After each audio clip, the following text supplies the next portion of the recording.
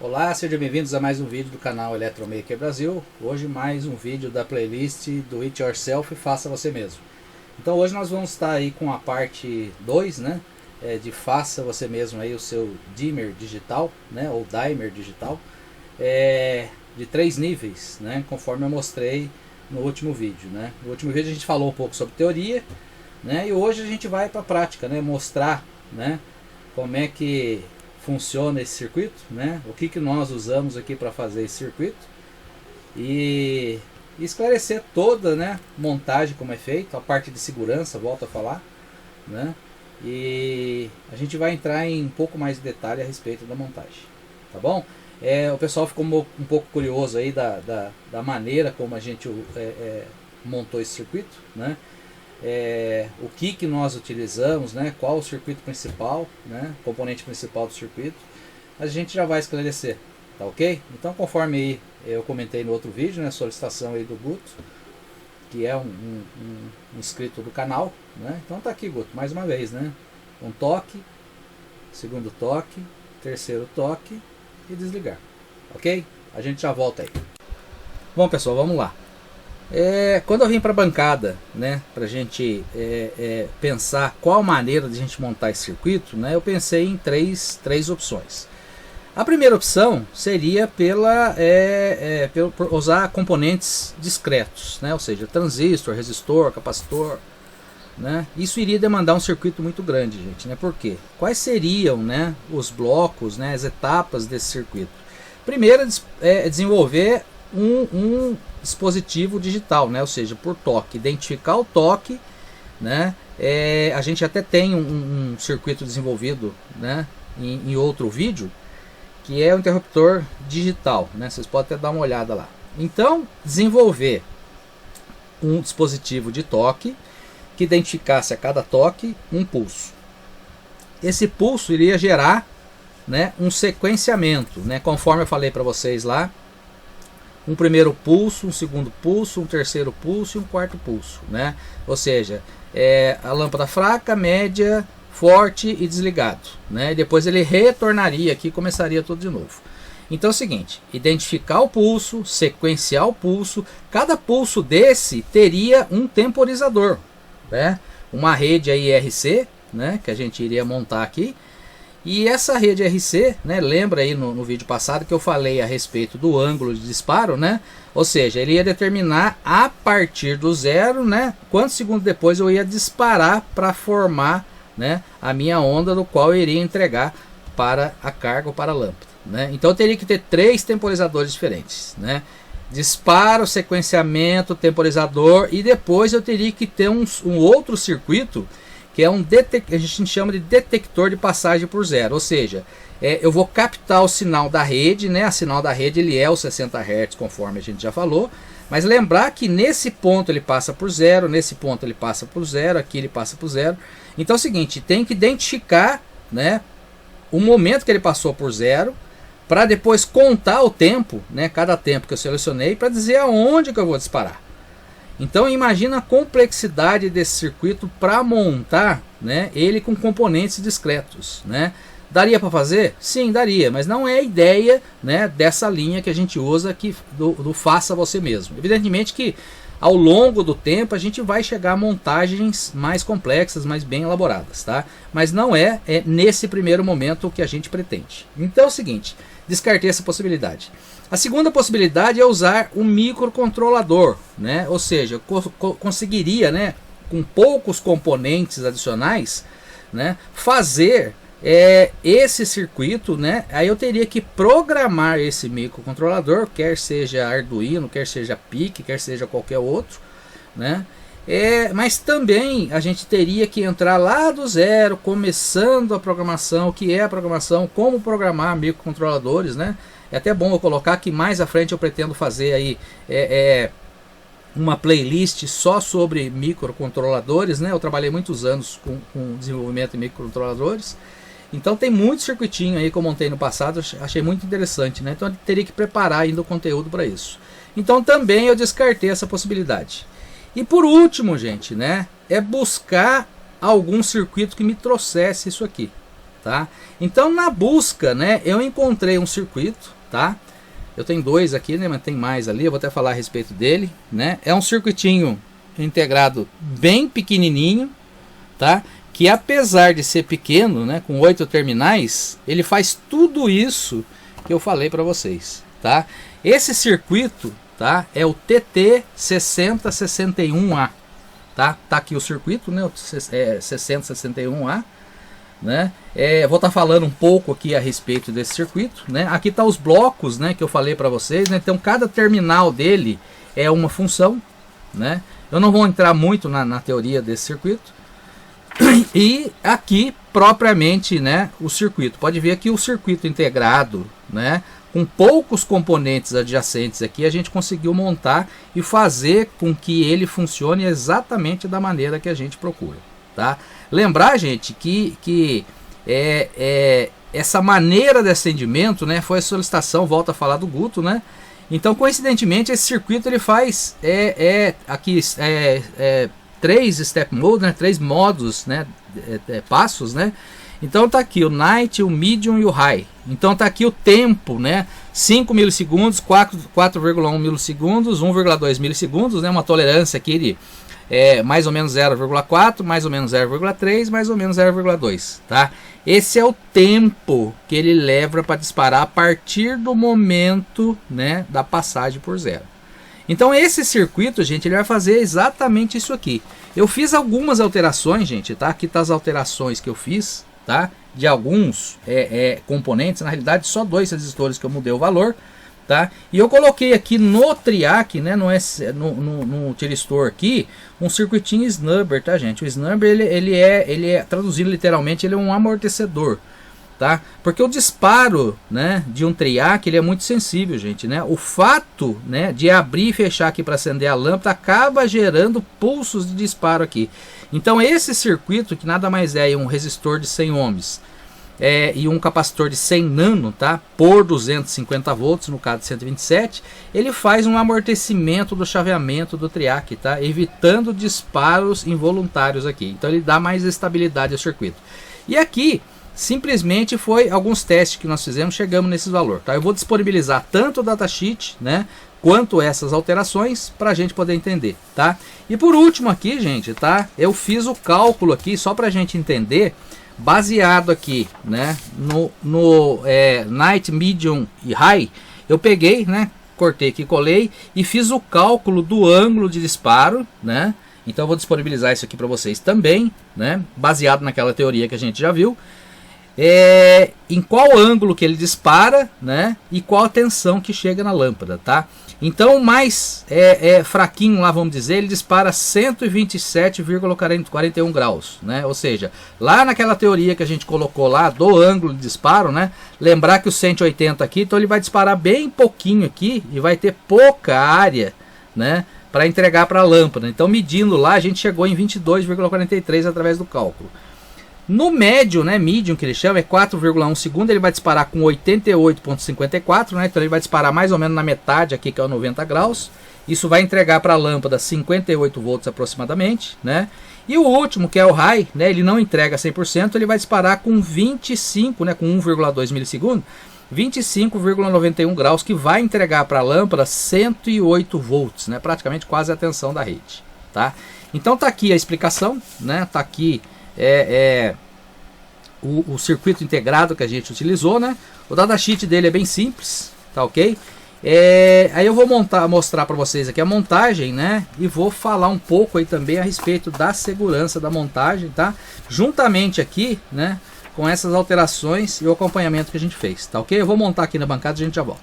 Bom, pessoal, eu falei a respeito do componente, né? É um TT6061A. Onde eu vou encontrar isso aí, gente, tá?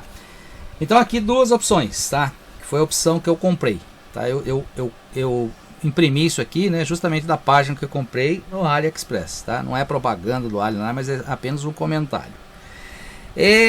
Compra, gente, no AliExpress, né, é um negócio meio complicado, né, principalmente componentes mais dedicados, né, mas eu acho que ainda vale o risco, tá?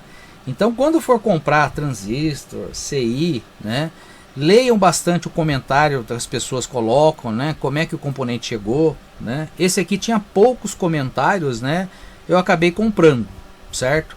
Então é o seguinte, 10 peças, ó, saiu por 7, tá saindo hoje, né, porque isso aqui é atualizado, R$ 7,52 mais R$ 23 para entregar no Brasil, né. Eu comprei 2 kits, né, 2 lotes, vamos dizer, eu recebi 20, tá? Porém, gente, desses 20 que eu recebi, tá, 8 não funcionaram, né? Dos 20, 12 funcionou, o restante não funcionou, né? Como é que a gente faz, gente? É um risco que a gente tem, né? Agora, só tem no Ali, gente, não é que só tem no Ali, tem no Brasil? Tem, né? Se você procurar no Mercado Livre, eu também encontrei, tá aqui, ó. Só que olha o custo de um componente, R$20 o componente, mais R$20 para comprar. Ele dá garantia de 100%, evidentemente, então vai sair por R$40 um componente desse. Não liguei, tá? Não entrei em contato, não negociei, tá? Mas é um risco que muitas vezes as pessoas compram no Ali, né, acaba revendendo, né, no Mercado Livre. Compra lotes grandes, faz os testes e coloca à disposição.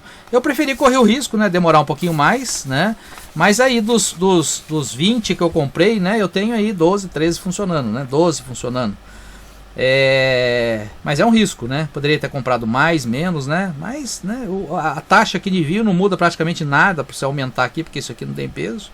Então eu comprei para teste só 20, né? Vou procurar outros, né, distribuidores, né? Fiz a minha reclamação, evidentemente, né? Mas é uma dica aí para quem quiser comprar, tá ok? Então tem no AliExpress, tem no Mercado Livre, né? Não procurei outras situações, né? Mas deve ter no eBay também alguma coisa, mas é uma dica aí para quem quiser comprar, tá? Então vamos lá pro circuito. Perdão, gente. Bom, vamos lá.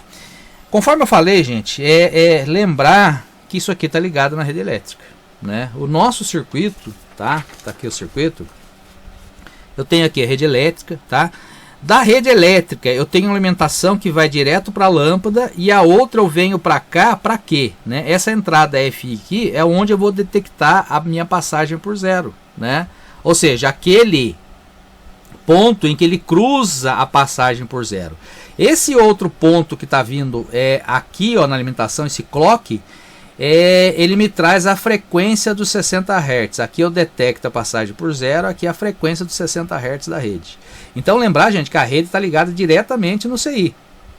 Limitado aqui para a corrente única exclusivamente de um resistor de valor alto, né, como eu disse, 2,2 mega ohms.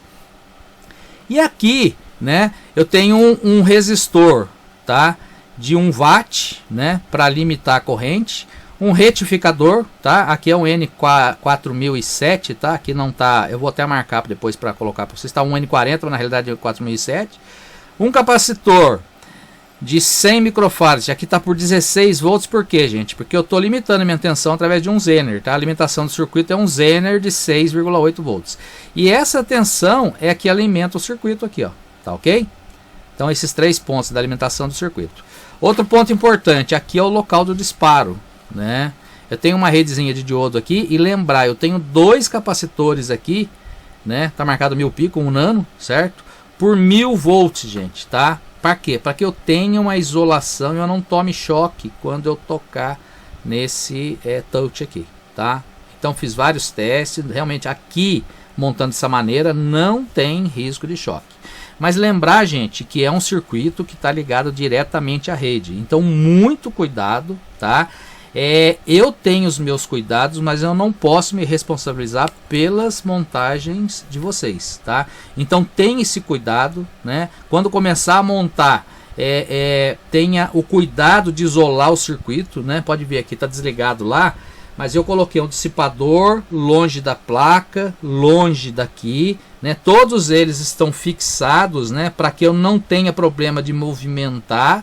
E lembrar que isso aqui são partes chamadas de viva, porque estão ligadas diretamente na rede, Tá ok? Então eu fiz bastante questão de separar o circuito em partes, né? Evidentemente, quem quiser depois elaborar uma placa de circuito impresso, isso aí vai estar dentro de um invólucro isolado, do qual não tenha risco de choque, tá? Aqui, gente, pode ter certeza, aqui não dá choque não, tá ok? Então tomar esse cuidado, né? Todo esse cuidado na montagem, porque é um circuito, volto a dizer, que está ligado diretamente à rede. Eu preciso desse sinal para detectar o zero, eu preciso da frequência, né? Então esse circuito, né, tá aqui, eu estou montando baseado no circuito, né, do fabricante. Eu só alterei valores aqui, que na realidade estou limitando corrente. Aqui eu mexi um pouquinho no tempo de disparo, tá? Aqui é uma rede RC que vai me dar o tempo de disparo. E aqui nada mais é do que um snubber, né? Volto a falar, ele é um amortecedor do chaveamento do triac. Por quê?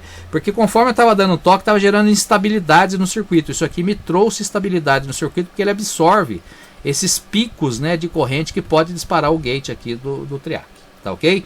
Uma outra coisa importante, né? Lembrar que esse terminal aqui, essa carcaça, ela é uma parte viva, né? Então, quando você coloca isso num dissipador, você está transferindo, né, a corrente que tem aqui, né, para o dissipador, que é de metal. Então, o que que a gente usa, né? Antigamente usava, né, os isolantes de mica, gente, né?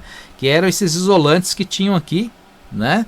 Para fazer o que? Para fazer com que eu isolasse o meu componente ali da rede. Só que isolante de mica você teria que usar para dissipar calor aquela pasta térmica branca, né? Hoje já existem esses outros aqui, né? Que são chamados de thermal pad, né? Ou ele é um isolante de silicone, tá, gente? É muito bom, né? Isso aqui é uma coisa mais antiga, os mais antigos vão lembrar desse isolante de mica, né? Apesar de existir ainda componentes, aparelhos antigos que usam isso aqui. Mas geralmente a gente substitui para esse thermal pad aqui, né? Que é de silicone, ele não precisa da pasta térmica, né? Ou seja, toda aquela sujeira, sujar-mão, porque ele consegue transmitir bem o calor. Para passar por ali, né, sem ter o contato, como é que eu faço? Eu vou parafusar, mas é metal com metal? Não.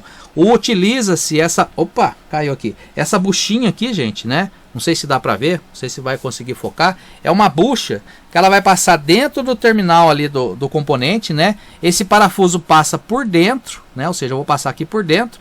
Então, a conexão física, ela vai estar totalmente isolada, né? O componente isolado aqui do dissipador de calor, tá? Então, mais esse cuidado, né? Para que você, quando tocar aqui, não tome choque, tá ok? E aqui está o meu circuito snubber, tá, gente? Né? Esse circuito, né, entre os dois terminais aqui é o gate, né, aqui onde é o disparo. Então, entre esses dois terminais é uma redezinha, né, simples aqui, ó. Lembrar que se o circuito for montado para 127, esse capacitor tem que ser 250 volts, tá? Ele simplesmente amortece o chaveamento entre aqui. Então, vamos lá. A alimentação tá vindo, passa para a lâmpada, vem aqui a parte que interrompe, né? Isso aqui nada mais é do que um interruptor. Então aqui, ó, o vermelho e o preto, aqui o vermelho e o preto é justamente, né, o papel que o triac faz, ó, né, que é simplesmente interromper. Porque uma parte da rede, ó, tá vindo direto para a lâmpada, não tá, ó. A outra, antes de ir para o terra aqui, ó, passa por ele. Então ele trabalha como interruptor. Só que não interruptor simples, é um interruptor que dispara naquele determinado ângulo que a gente falou. Tá ok? Então, gente, está aqui o circuito, né? Então vocês podem dar uma olhada aqui, que é um circuitinho bem simples, tá? Pouquíssimos componentes. Isso aqui dentro de uma plaquinha, gente, para você colocar no abajur, vai ficar um negócio muito pequeno, tá? Não é difícil, né, de desenvolver essa plaquinha, porque são poucos componentes, então fica mais fácil, né? Eu até pretendo mais à frente, né, mostrar alguns trabalhos aí de desenvolvimento de placa de circuito impresso, né, simplesmente para ajudar as pessoas nesse desenvolvimento, tá? Pode ser montada naquelas placas padrões, né, que tem perfuração já, você faz as conexões, mas aqui é o circuito básico para montar, para mostrar para vocês, né, montar e mostrar para vocês, né, que é possível sim, né, com componentes dedicados aí, né, bem simples, né, simplesmente montagem. Passei para vocês um pouco de teoria, mas esse componente faz tudo aquilo que eu falei para vocês. O circuito touch, né, o touch plate aqui que identifica isso aqui, o detector de passagem por zero, né, o contador de frequência, uma rede temporizadora que cria uma base de tempo e a saída de disparo do triac aqui, tá ok? Nada mais é do que a fonte de alimentação, usa um Zener 6,8 volts, né? e atende aquilo, né, que o nosso amigo Guto aí pediu, né? Então tá aqui mais uma vez o nosso circuito, né? Vou ligá-lo aqui. Então um toque, né, bem suave a luz no seu abajur. Segundo toque, opa, apertei 2 vezes seguido. Vê como é sensível. Um toque, o segundo toque médio, o terceiro toque mais forte, né? Lembrar, gente, que essa lâmpada que eu usei aqui, ela é uma lâmpada, né, de 42 watts, né, conforme eu mostrei para vocês, né? Uma lâmpada dimerizável, tá? Ela é uma lâmpada halógena, né? Lembrar que aquelas lâmpadas convencionais incandescentes, né, já não se acha mais, mas essa aqui é dimerizável, tá? Já que elas de LED, né, que eu mostrei para vocês, ela tem uma faixa de alimentação que não dá porque ela tem um circuito eletrônico dentro. Posso colocar uma lâmpada mais fraca? Pode. O que vai acontecer é que os níveis de luminosidade vão variar, né? Porque o que eu estou controlando aqui é o ângulo de disparo, independente aqui da lâmpada, tá? O circuito, o triac aqui, gente, no circuito, ele pede um BT137. Eu estou usando um TIC, tá? Pode ser o 226, 236, 246. Esse aqui é um 236, ele pode chegar a 8 amperes, tá? Então, para uma lâmpada, gente, pode ser lâmpada até de 150 watts se vocês encontrarem, né? Uma lâmpada de 40, né? E a gente vai controlar 3 níveis de ângulo de disparo. A luminosidade vai mudar em função da potência da lâmpada, tá? Então, nesse caso, essa aqui, né, exclusivamente de 42 watts, né? Então, lá, bem suave, médio e alto, tá? E o próximo toque, ela desliga. Ok? Guto, espero que você tenha gostado, pessoal. Espero que vocês tenham gostado, né? Se você ainda não é inscrito no canal, faça sua inscrição, né? Dê sugestões, dê dica, né? Como o Guto deu aí, né? Lógico, evidentemente, que a gente vai procurar atender no menor tempo possível, né? E faça a sua inscrição, marque o sininho, né? Para receber as notificações, né? E faça parte aí, né? Dessa família aí que está crescendo cada vez mais, que é a família da Eletromaker Brasil. Muito obrigado e até o próximo vídeo.